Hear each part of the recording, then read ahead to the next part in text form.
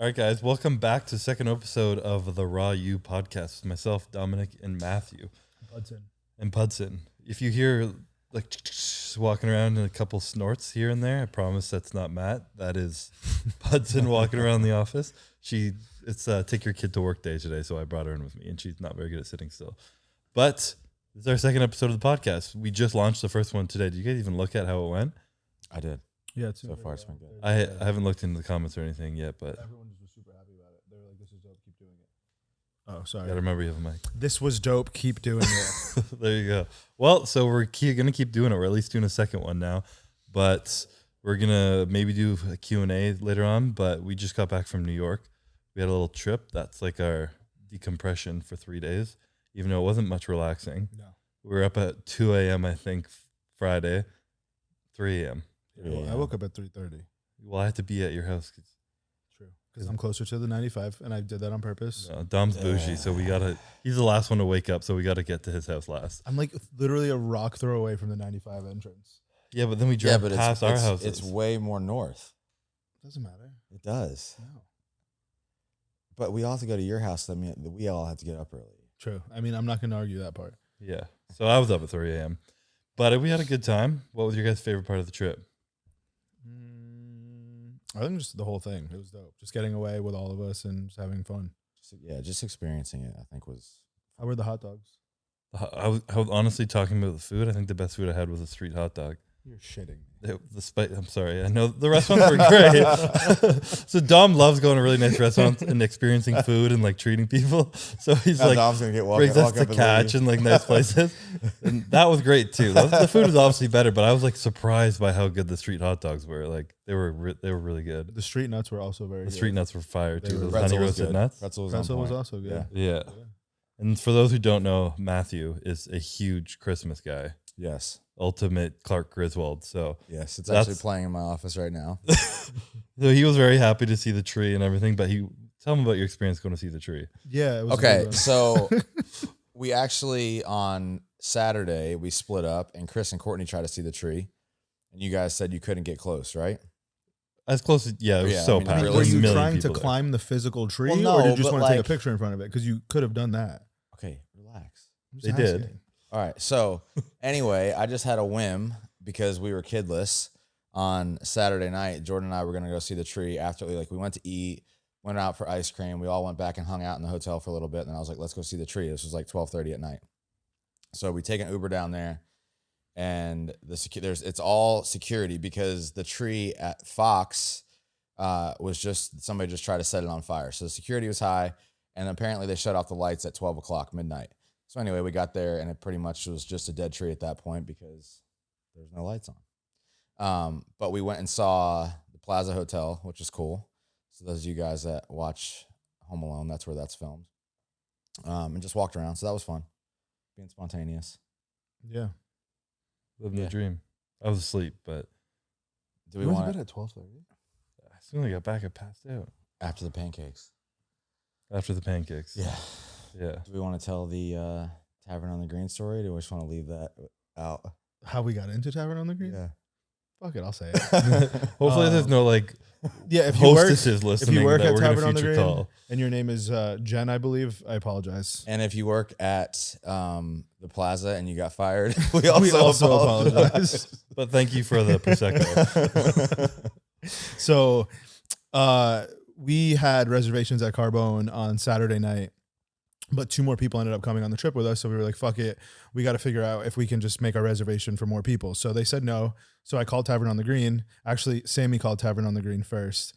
And they basically told her to go fuck herself nicely and to see if we could get in on Saturday night. So she gave them my number. They called me and I played this super professionally. And I talked to the lady on the phone. I was like, look, we made reservations. Our concierge at the Plaza Hotel made it for us. And they were like, well, we have a great relationship with the Plaza Hotel. So let me see if we can do anything for you. And if you guys don't know, Tavern on the Green is like a really, really difficult restaurant to get into. It's right in the middle of Central Park. And it's just a really good restaurant. So anyways, she tells me no. So then I asked to speak to the manager, and then the manager gets on the phone and she is like the sweetest lady in the world. And I believe your name is Jen. And anyways, so she got us in for brunch the next day, which is how we ended up getting to go to Tavern on the Green. But we really didn't have a reservation, so I'm totally sorry for lying to you. I just really wanted to go. That was the story. There's a lot more drama in between. There's tables available, so in the end of the day, it wasn't like we didn't take somebody's spot. Well, they said there weren't, but yeah, I think there were. I think it was a little more dramatic, and on Dom almost fake crying on the phone, telling about how his wife was so disappointed he lost the reservation. She said she was going to leave me, which she might possibly might do. She's sitting outside. But yeah, that was kind of our experience in New York. Spontaneous, jumping into reservations last minute as we could. We had a good time. It was our little breakaway from the work week to kind of decompress and relax. And now we're back to it on Monday filming a podcast. So this is life. Yeah, that was good. Yeah, but now we're in a world of shit. And I mean that because supply chain. So we have, I know this is like a sensitive topic in pretty much all industries right now, but I want you guys to understand like how real this is, because I don't think enough people are in the industry, like industry to industry, like our peers and other supplement company owners, we all are talking about it because it's something that we're trying to kind of get through together. But I don't think there's enough light being shed on this to the actual consumer. And this is like no joke, guys. Like you guys have no idea how bad it is right now. As far as price increases, as far as, lead times for products being made, as far as, getting lids to containers to, everything you could. Plastic seals. Yeah, it's horrible, and we're doing our best to navigate through this, and I want you guys to know that obviously, ultimately, you guys come first. So we've been through, we've had an issue, and I'm sure you guys may have noticed this, but we switched manufacturers for our protein recently, and we came out with the 3 new flavors, not new flavors, but the same flavors, and they were supposed to be very similar to our old, and they weren't. So we are actually going to end up going back to our old manufacturer now. To get those flavors back for you guys. But it's just, we're trying to tread above water. We're trying to get line time pretty much anywhere we can right now. And obviously we don't want to make products that aren't superior or aren't, what we stand for. So if we're out of stuff or if we don't restock quickly, it's not because we can't. It's probably more so because we could, but it wouldn't be the same quality that we're promising you guys. And we would rather compromise on having the product in the store versus giving you guys a shittier product. So I think this is a platform that, you guys really do need to understand that this shit's not a joke. Some of our products are double what they used to cost. And we haven't shared that cost increase with you guys yet because, we're trying to do everything we can to preserve, our loyalty to you and keep our pricing the same. But if things keep going the way they're going, you're going to see a lot of proteins and specifically protein, but a lot of pre-workouts, citrulline is crazy. Caffeine is crazy. Sucralose is crazy. Everything is just like doubling. And that's not a joke. So I think that's something that, you've been seeing it since you started, getting involved in those conversations. I've literally been buying like random ingredients from random people and just shipping them to our contract manufacturers just to be able to get some of our stuff done. And we're just trying to shed light on it a little bit and let you guys understand that, this is tough for all of us. So please don't hate us when shit goes out of stock. Yeah. We keep trying to brainstorm too, but it's like within our brainstorming, ultimately we're held back. Like we have a lot of cool ideas. We have a lot of cool things we want to do with our brand for you guys. But the conversation kind of always seems to go back. Well, it's ultimately up to what we have access to, what our manufacturers can do. And Scott and I were having a conversation earlier on the Revive side of things. When Dom and I started the company, one of the things that I think made us really successful was that we were just very consistent. Like we wanted to create a brand to help people. So in terms of, quote unquote, building awareness, creating awareness, all we did is we had product drops every month to at max every 2 months. So I'm sure you guys have seen that have followed the brand. That's drastically slowed down the last few months. And it's not because we've not planned ahead. It's not because we've not scheduled out, new products and created new formulations. It's more so because some of the products that we've wanted to bring out, very simple ones, some more complex, like one ingredient's missing, or they just simply can't get the right capsules or veggie capsules. And we've had to try to switch from a veggie capsule to a pill. So all these things in terms of our brand and what we're doing with our brand, it's like we keep having these hiccups on the manufacturing side. And honestly, for us, it's not even a price thing. Like Dom said, like we keep eating prices. We've not done price increases across the board. Actually, we've dropped some prices since Chris has been here. but this is all, it's a very real thing, so earlier we were just going over, we could do X, Y, and Z, or, we want to do things to make it not so much about the supplement. So we're trying to continue to do things within our company that make you guys want to be a part, whether or not due to product, supply and demand, if it's there or not. So again, I think really within us sharing this, we want to make you guys aware of what's going on the back end, so that way you guys understand, and then you see, whether a product comes or not, we're constantly working to continue to improve these things. I think it's a good point to anyone listening to who wants to learn about business, in that, first of all, if there's a huge problem like this, everyone's facing the same problem. So all our competition, everyone is having an equal struggle to get enough product, new stuff, shipments, whatever. So it's not like, oh, fuck, we're fucked, let's just sit back and quit. It's learning how to be creative, come out with new things, plan ahead as far as you can, and also understanding, like Dom said, do we switch to a shittier quality product and make sure it comes out, which we've never been willing to do. None of us have been willing to do that. And with the protein thing, it was a struggle, and we found an equally, if not higher grade protein to come out with. It was just the new person who came out with, it wasn't the exact same flavor. Correct. And they were all still great flavors. They were just different, and they were all just as good. Maybe, honestly, not the cookies and cream, but it's something we've addressed, and this is why we're going back, cutting our profits to go back to a higher quality, better tasting thing, going back to it. And it's a battle you have as a business owner of being like, do I want to have something quick, or do I want it to be better? Do I want to make more profit margin, or do I want it to be better? And our gut instincts, whatever, decisions have always been better, higher quality, everything. So it's like you said, it's been a little slower process for us to come up with new products and ideas, flavors, and concepts we want to come out with. So we've been getting creative, and we have a lot of cool shit coming up in that field, which is honestly the bonus of it. It has forced us to be creative. So all the new shit we have rolling out, this podcast included, some of this, I don't even want to say it yet, but the stuff we have coming is because of these troubles that have made us think outside the box. So you got to find the good in it. Yeah. And even from, the sourcing doesn't just stop at the manufacturer. So it's not like, from a protein component, it's not that we're having trouble finding manufacturers with protein. The manufacturers are also having trouble sourcing the protein, from their people as well. So if you guys, for example, just full transparency with the shift in protein. So we went to a new manufacturer because they could supply us the protein. We got the COA on the protein that matched the quality of what we were currently using previously.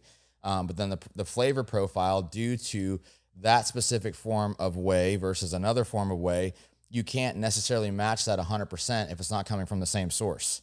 Different cheeses, milk, whatever they're using, it's not always going to be the same. So there's going to be slight variances and things. And we've always felt, rather than just, kind of sweeping it under the rug, like doing what we're doing right now and just sharing that with you guys, whether, I personally digest our new protein better, which I think is because the amount of actual sweetener in the formula, even though it's both stevia based, I think it sits in my stomach better. So some of you guys listening might notice that. Some of you guys might not have had any digestive issues with the old, version of our chocolate. And I love that, but I didn't digest it well. So I think there's some benefits to it as well. But again, we're looking to get feedback from you guys to make sure that we're, following the trends that you guys want us to follow. But then within that, just being transparent about what's going on.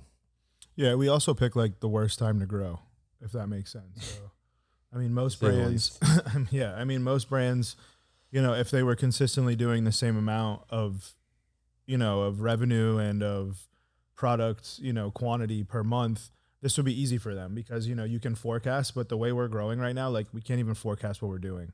It's absolutely insane. We try to put in like a margin of 20% growth, and then we sell out, and then we do it again, and then we sell out. So, we're doing the best we can with what we have. And I hope you guys appreciate that. And if you guys aren't getting the products and they're selling out, I apologize. But just know, it's really, there's nothing we can do. We're doing everything we possibly can to make sure you guys have everything you want in your hands. Should we get into the Q&A? Yeah. Siri. Hey, Ask Scott, us questions. like Q&A.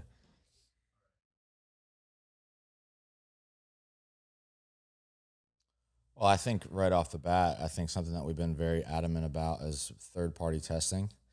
And that's something that a lot of companies don't do. And there's a difference, again, just so you guys understand, there's a difference between the manufacturer that you're using testing their own product versus getting an outside, quote unquote, third party, different company who has no emotional, physical, financial ties to either party, and them testing it on their own. So that's been a growing experience in and of itself, because we use a lot of money to test our products that we could be taking home with us, so that's one thing that we've been very adamant about. Dom and I, we want our name to mean something, and we're building this up for our families as well. So that was like one of the first initial conversations that we had before we even sold anything to you guys, was that we wanted to have third-party testing in place, and then we went above and beyond that with getting BSCG. So basically with that gives us 2 blankets of comfort in the fact that we're not only testing our products to make sure that the legitimacy is there, but then once that is secured, then it's being BSCG to then allow and give athletes or people that don't know that we're third party testing it initially to be able to take that and, in their athletic field, whatever that is. BSCG, I believe, don't quote me on this if it's changed, but I think it's accepted in every major sport other than MLB. So that's why we chose to go that route. And with Major League Baseball, their testing is a little bit more stringent. And then also the manufacturers that support Major League Baseball, it's a smaller select field, so it's just a little bit harder to do that. But we wanted to give you guys the best that we could outside of simply, just the third-party testing, because we have those on our website. Every new batch number that comes in, we send out, but again, you guys may or may not even know that we do that, but that's something that we've done since day one to make sure that what we're putting on the bottle is actually what you're ingesting, which it helps us sleep better at night, honestly, when it comes down to it. Yeah. So this is actually funny because I was having a conversation with one of the guys from Glaxon about this for the last couple of days. And we were talking about, what's going on with supply chain and all of that. And truthfully, when it comes to ethics of the supplement industry, I think that this issue is a good thing. And you're going to think I'm fucking crazy, but hear me out. So the middle is where most brands lie, right? So like I would consider us a brand that's kind of like rides the middle line, and there's still the big brands. And I don't want to use names because I don't want them to think I'm attacking them. But the bigger brands that you see with like the cheaper SKUs, like the cheaper pre-workouts, the cheaper proteins and things of that nature. And I think that the price increase now that's happening across the board is going to cause those brands to have to increase their pricing. And by doing that, I think it's going to make a lot of people jump ship, or not jump ship, but just try other brands, right? So like the average, cheaper pre-workout that was X might not be X anymore. So those guys that they haven't really tried yet, and those guys like that ride the middle, like I would say we're a very fast growing company, but I wouldn't consider us, one of the top 5 largest companies in the supplement industry yet. But like the brands like us and Glaxon and Ghost, I mean, Ghost is a very, very big company, but Dan's a good friend of mine.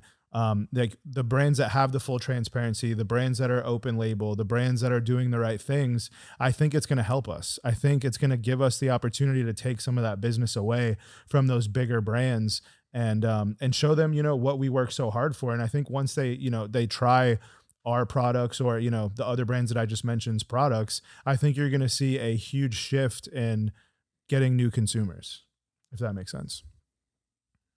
I mean, they nailed it.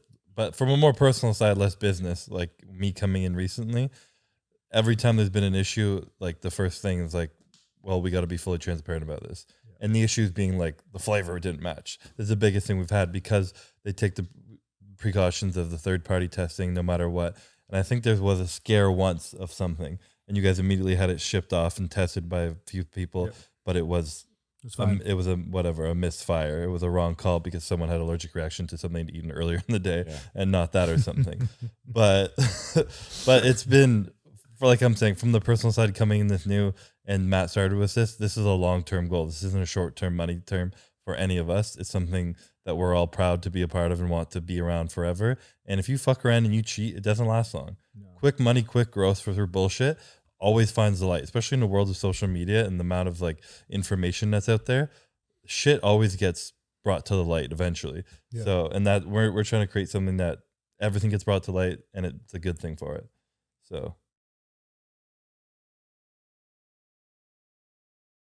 Yeah, I mean, no, I think it's good. It's hard. I think if I picked this question because one, this is an area that I think Chris is very good at. Not only between competing and his balance there, but also his balance in terms of social media, because he's one of the, he's extremely successful on social media. But yet he's not one of those guys that's on his phone. And I've seen long periods of time, this was back, I think in July or whenever it was, I noticed he was at my house for like 4 or 5 hours and he didn't get on his phone at all. Which is rare, because if you kind of go down that line of people that you see that are successful, it's a, codependence on, seeing their phone stats and, seeing how many likes they're getting on things. So there's that aspect of it, but it is hard. I don't think, I mean, I would be lying to you guys if I said that I was good at balance. I think having kids has allowed me to be more balanced. But there's also still times where I'm very driven and I'm very competitive, and like the competitiveness that bodybuilding to me was me being able to push myself as hard as I could in the gym. And I had a conversation with one of my guys a few days ago. He asked me the question, how much progress do you think I can make between now and July? And I said, honestly, man, it depends on how much pressure you put on yourself. Because for me, like, I had anxiety pretty much every day going into training because I expected so much out of myself. And some of you guys might listen to this and say, I'm full of it, but that is what I think allowed me to progress, because I don't have a great physique. I don't have great genetics, but I just put so much pressure and expectation on myself. And now, and I know Dom can say this because he's kind of the one who taught me this, for a long time from a business standpoint, when we started working together, Dom just continued to encourage me to take what he saw within me in bodybuilding and channel that into business. So then having kids and getting a couple injuries and having a couple surgeries, I've been able to just take that competitive drive that I put my energy and focus into all day long, making sure my training sessions were as good as possible. And now I put that into the training aspect. But into the business aspect. On the flip side of that, where does my family come into play? And part of the conversation that I keep having with my wife is like, let me push hard now, because for me, I want to be around all the time, but I really want to be around for my boys when they're formidable, and when they need a dad, and when things get hard in their life, whether that's in middle school or high school. Like, I want to be a dad that's able to be there for them, be at their sporting events, not miss things, not have to be on this the whole time, and actually be physically present, pick them up in the afternoon and make sure that I can have conversation with them, not that they just hear me talking on the phone. So I guess my balance is more long-term focused and what I really want to accomplish now, so that way one day I can really have that time with them. But it is hard. I don't think you're going to see anybody that's truly successful that say, I live 100% balanced life, because it's not possible. I don't have one, so. You think? You shut off at night. I mean, you do things. I'm not calling. I'm like, seriously, you are able to disconnect. I mean, you can ask Amy that same question and she'll fucking laugh. But I mean, I guess so. I mean, I do, like, what I do try to do is I try to do at least like a 2 or 3 day something, like every 4 weeks. Am I working? Yeah. Am I working at the capacity that I usually work at? No. I can do a lot from my phone.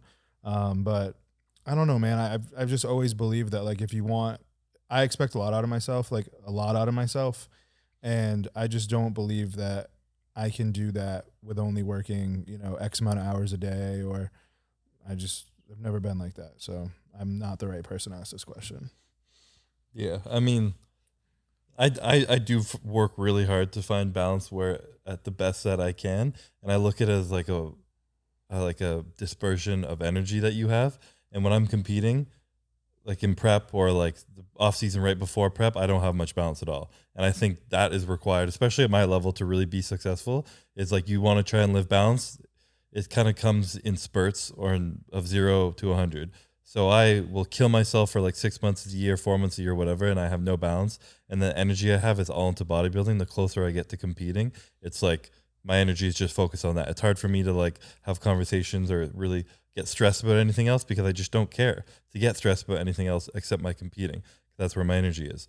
But then I like it was probably a few years ago, probably when I got really sick in 2018. I had to take some time off afterwards, and I realized I was fine. And I'm blessed that I only have to do one show a year. But I have preset myself now post Olympia to take 2 or 3 months where I just chill and I relax. I don't stress about food. I don't stress about training. These guys see me, I'm snacking all the time. I'm eating. This is the most I haven't worked out, so I haven't really been training hard at all. And I just need to kind of take that break and put my energy into whether it be my girlfriend, friends, business, whatever it is. And my balance is 0 during prep and then like 100 afterwards. And then it slowly transitions back into it. And similar, like Matt was saying, right now he's like got a slight split and then he wants it to become a lot more balanced when the kids are older. And that's when he wants to put it in. Dom is just 0 to 100. Maybe he'll be the guy who turns 50 and disappears and buys an island and lives on that by himself. And that's his 50 years of work and 50 years of balance. But I mean, it doesn't have to be every single day where you're like, okay, well, 2 hours of my night tonight are going to be this. It can be like, okay, the next 3 months, I'm going to absolutely kill myself. And then I'm going to take a week vacation. Yeah. But I think that's kind of like that kind of balance works just as well as every single day. Yeah. I mean, to be fair with that, like I agree that. So I've noticed sometimes with me personally, like my goal is always to work hard until I'm X and then retire. But I know for a fact that when I get to X, whatever that date may be, I'm not going to fucking retire. Like there's no way I could just stop doing everything. I got to do something. But it would be a lot less of what I'm doing now, I guess you could say. And then again, I do catch myself like, the good thing about me is like I know when I'm done. Like I know like I've come into your office and I'm like, dude, I got to the fuck out of here for like a couple of days. Like I just have to go. And I push myself to that point, but I also know like once I get to that point that nothing that I do is going to be productive until I give myself a break, if that makes sense. So like I burn myself out to the point of like, fuck, like I'm done. And I don't think a lot of you guys understand what that is yet. Like I think a lot of you think like you're tired or you think that, you know, oh, like I need a break or, you know, I know people who take multiple breaks throughout the day and like, that's all fine and dandy. But like, when I tell you like I'm done, like I can't even form a fucking sentence in my head. And I'm just like, I have to leave. Like I have to get out of here and I'll leave for like a couple of days and I'll come back and I'm like a whole new person. And then I'm back at it 100%. And in that way, I guess I feel like that's the most productive, or for me, it's really productive because I get to that point and I know I cut it off. I go away, I come back and I'm back at it and I'm good. Like I can be super productive. So if that's considered work-life balance, I have that.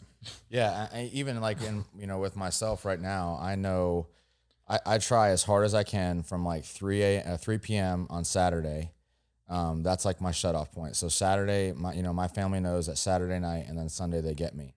And by Saturday afternoon, I'm pretty exhausted mentally, you know, and I know for me, and I would say these guys could say the same, like just having that 36-hour, 30-hour period just to refresh, like by Monday morning, I miss work, you know, like I'm ready to get back at it, but it's because I gave myself that break. And then I also know on the flip end of that, you know, there are times where I have to work that Saturday night and that Sunday, especially during competition season, or it's like, it's a travel day, which really isn't a rest day at all.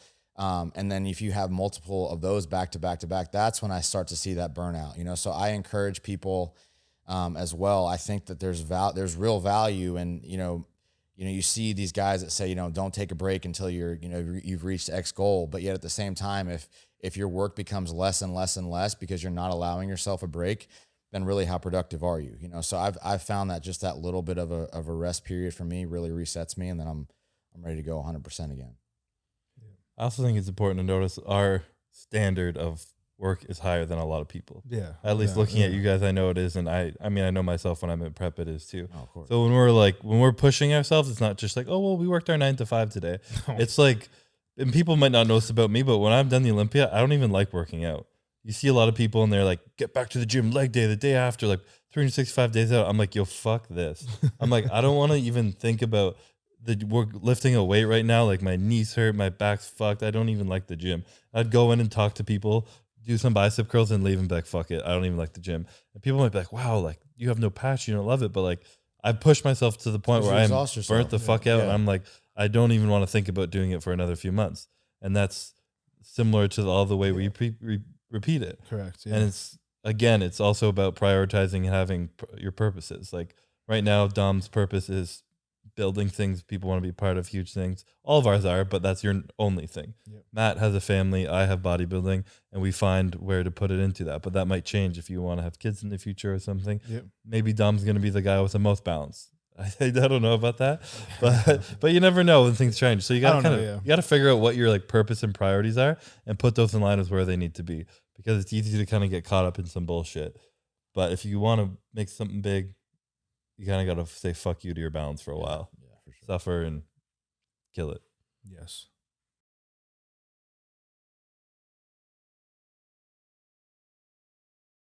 I mean, people might be shocked by mine, but I think the number one thing that has made me successful was listening to my parents. Like staying like a good, nice person, treating people properly. And like, it might think like, I don't know, some crazy like ambition, kill it. But like me just like being, never thinking I'm better than anyone. My own personal goals of success or me being as good as I can, not beating someone else or whatever. And just never thinking you're above someone else. So you treat everyone with respect and you don't try and make good relationships that way. You just do. Like a lot of the real reasons I think Dom and Matt wanted to partner with me on this was because of who I was, not what I had accomplished. And I could have been Mr. Olympia and I could have 3 titles and 0 followers and everyone could fucking hate me.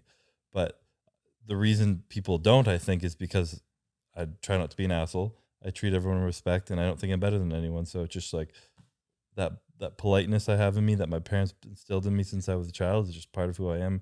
And I never wanted to lose it, no matter what I became. Yeah, I mean, I couldn't agree more with everything you just said. I guess it kind of sucks because I would have to say similar. You know, I think that the reason I am where I am today is strictly because of watching both my parents, but more so my mom growing up. So my mom, if you guys don't know, is she was the vice president of BJ's Wholesale Club, and she runs the whole ship here. Yeah, she's Mama Bear here. She runs everything. But I grew up, you know, I wasn't wealthy by any means when I was younger. I didn't know I wasn't because my parents, you know, did everything they could to make sure that I had anything I ever wanted. But I grew up like, you know, not understanding, you know, the things that were happening around me because my parents just did everything they could to make sure that I was okay. And I watched my mom, you know, she worked at McDonald's, she was a cashier at BJ's, and that's how she started at BJ's. She started as a cashier. So I watched her work from a cashier to all the way up to the vice president of the company. And I'm sure you guys understand that's probably one of the most difficult things to do, but it's also more difficult to do as a woman. And I've watched her come home crying. I've watched her lose positions to guys for no reason. I've watched everything she's done. I watched her work, you know, overnights to the next day, to the next night, you know, because BJ's used to do inventory at night. And then, you know, she would have to do her normal job during the day. And I promised myself that one, I knew what I needed to do to be successful, right? Because I literally watched it happen. I watched my physical life change from when I was a kid to, you know, being in high school and how much better my life got based off of watching how much harder my mom worked. So I knew that if I just did what she did, I would be successful. But I promised myself that I would never do it for somebody else because I could not see. I mean, I watched her literally bust her fucking ass for almost 30 years for a company. And, you know, she made all these other people rich. And that, to me, that's just like, you know, I can do it on my own. I would rather do it on my own. I would rather get those benefits than do it for somebody else. And, you know, that's what I did. You know, I in high school, I mean, don't get it twisted. Like, I'm not a smart person. I wouldn't say I'm like a book smart person or like this very smart business person. I mean, I think maybe over time I've taught myself a lot and I've taught myself how to do things the right way. But I mean, when I was in high school, I used to sell candy in high school. So I would go to BJ's and I would buy those 30 packs of candy. I would give them out to, I would give kids. So I would meet them in the morning. I'd have a backpack full of fucking candy, something with like 80 pounds. I would have 30 bars in a Ziploc bag and I would hand them out to like 10 kids. And I would basically tell them to sell all the candy and they could keep $5 a bag. So in high school, they were making probably, some of them were making like $15 a day at school. And then eventually I got called into the principal's office of my school. And they were like, you have to stop selling candy. And I was like, well, why do I have to stop selling candy? And they're like, because no one's buying the school's candy. Because I used to get like the fire flavors, like the good Skittles, like, you know, the ones that like weren't the generic ass Skittles, like the purple like the purple wrapper ones. So anyways, I almost got expelled for selling candy. And then after I did that, you know, as I got older, I just did more with what I could. So once I got my license, well, actually first I used to take my dad's tractor and I would drive around the neighborhood and I would detail people's cars, like literally a fucking lawnmower with blades on the bottom of it. I would drive it through Orchid Bay with my friend Steve, and we would just go on people's doors, knock on their doors when their cars were there and be like, hey, we'll clean your car. We did that, and then I got my license. Then I started a pressure cleaning company. So I always like worked for myself. I never worked for anybody, and I just knew that if I worked my ass off, I would be successful. And I've built relationships over the years, and I think me being the person I am and just treating everybody the same, and you know, building really solid relationships and treating people right and having the right business ethics, and I think that's what's got me where I am. I think the cool thing about this is we all have to credit our parents, you know, and I have a very, I want to talk about my parents in two ways, but the way that they raised me, I still, you know, I was actually joking with the guys the other day, I still have a healthy fear of my parents and a respect for my parents because of how they raised me, you know, so I think that ultimately at its core is what's attracted us all together. And then from the competitive, I've always been extremely competitive, and I don't really talk about it, but like that's just how I think. You know, and growing up, that's why, you know, if some of you guys may or may not know, but that's the love that I had for Kobe Bryant, was the fact that like I felt like I connected with him and what he always talked about at an early age. And then something else that my parents will share is they saw me again from an early age, like watch post-game press conferences of coaches more so than, you know, obviously I watched the game, but like I never wanted to turn the TV off after the game because I always wanted to hear what the coach had to say.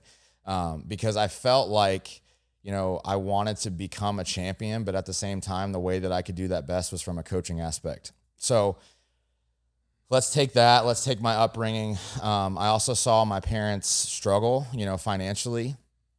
And that's something that I think has consciously / subconsciously impacted me, you know, so now I have two driving factors for the reason why I want to work as hard as I do. One, for my family. You know, I want to give my boys something that is just really meaningful to them. And then also I want to be able to take care of my parents. So I wake up every morning and that's what gets me out of bed. Like, it doesn't matter what's going on. It doesn't matter how I feel, you know, but those are the things that wake me up every day, that make me want to work hard every day. Obviously my wife, when I say family, you know, she's the core of that as well. But more than anything, seeing my boys being born, you know, it just changes you. And I thought I worked hard before, but seeing them being born and then just wanting to provide for them and wanting to be an example for them, you know, just as Dom said, he watched his mom. I hope and pray one day that my boys can say stuff about me like Dom just said about his mom, you know, so that really is my driving factor in wanting to work hard. And then also from the other side, that's why I want to help people succeed from a coaching aspect, because that's where I feel that my niche has always been. And it's just more so about how do I portray that and how do I convey that to people? I got one more that I want to go through, because one, it was probably like 90% of my questions are all business related, obviously. So this one is it's really simple. It's just like how to pick a business to get into, and Chris actually touched on this before, and I don't think he even realizes he did it. But there's like three things, right? The first thing is never go into business for like the short-term money, right? There's no like get money quick scheme. There's no easy way to create a successful business. It's not possible. And for me to explain this, I guess the best example that I have is whatever you're doing, like look 10 years ahead or look 5 years ahead and see if you still think you would be doing that thing if you weren't successful at it those first 5 years, right? Because it takes that long sometimes to build a brand. And the best example I have is Revive, right? So my medical offices, not the supplement company. I started my medical offices in 2017, and I started with one office, and it did well, but there were multiple times where I wanted to close it because there was nobody there, or, you know, whatever the fuck was going on at the time.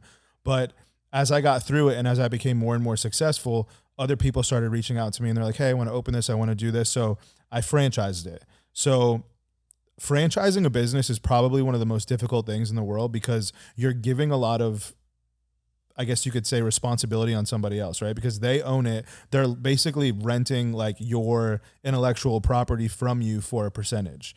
It took me 5 years almost to build that franchise model. But now that it's built, it's probably one of the best things I've ever done, right? Because residuals on a lot of these offices make a lot of money. So if an office, I'm just using fake numbers, but say an office nets or grosses $300,000 a month, that makes me $18,000 a month to myself. So they pay me $18,000 a month just to utilize, you know, my name, my intellectual property, and all of those things. But it took this long to get to that point. Now, if you multiply that $18,000 times 20 or 30 offices, you see that it's rewarding, right?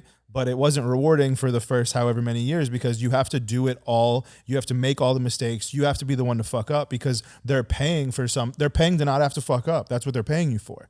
So, I mean, it's the same thing with Revive and with Raw. Like we did it right. We built the foundation. You know, we took a lot longer than you've seen other companies grow, but now I feel comfortable in the fact that we have such a solid foundation that we can grow at an exponential rate and the house isn't going to crumble, you know? So I guess the best thing that I could give advice for in business is to grow slow, you know, look at the bigger picture. Don't fall for like this, you know, make fucking $1 million. Oh, I should talk about my text message from yesterday.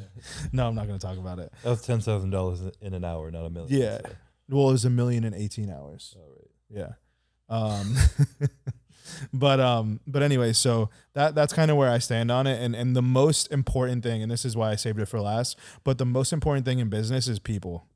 Your business is people, right? So at the end of the day, you want to make sure that you're servicing your customer, but you're also servicing your employees. Your employees and the people who you bring on to represent yourself and your brand and everything that, you know, encompasses your circle of whatever it is you may do. You just need to make sure you're surrounded by the right people.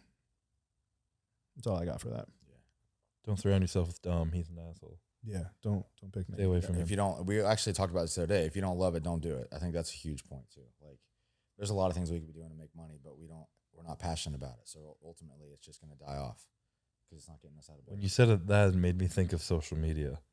The people who put on those like bullshit acts on social media, and you're like, they're all fake. If you can't see yourself 10 years down the line, if you weren't successful, if you still want to do it, like, imagine if like they didn't get any followers or any success, and they were still acting like some fake asshole like 10 years down the road. Like, can you really do that? Yeah. Like, no. Like I'm sure there's a bunch of crazy like clout hype videos I could have done, like pranks and stupid things on my social media that I could have done, but I was like, fuck that. I'm just going to be boring, talk slow and monotone and chill. For some reason, people like watching me talk and do nothing. That's because you're real. Apparently. I mean, there's so many like, what are those people that sell shit on Instagram? It's like crypto stuff or like Chris Masterminds? said. Yeah, like They're these fucking coaches, like business coaches that will 10x your revenue. And it's like, okay, well, what business do you have? And they can't answer that question. So just be careful. I mean, there's so many fucking scams and dumb shit out there. And I know people asking this question are also people who may be interested in those things. So I think you just need to be careful. Poppy's going to close us out. Yeah. Milton, what would you like to say? Oh, no. You want us to say anything, Scott? Nothing else? You sure? That's it? How many minutes is this one? 55. Is that Almost good? an hour. One day we'll hit an hour. Is that a good number? But if we ever hit an hour, there should be sweat dripping off this couch. I'm soaked again. It's hot. Are you wet? Well, that was a horrible thing to ask. Sorry. Ugh. Definitely sweaty. I'm sweaty. You sweaty? All right, that's the end of the video, guys. The good way to Episode finish 2. it up. See you later. Catch you in episode 3.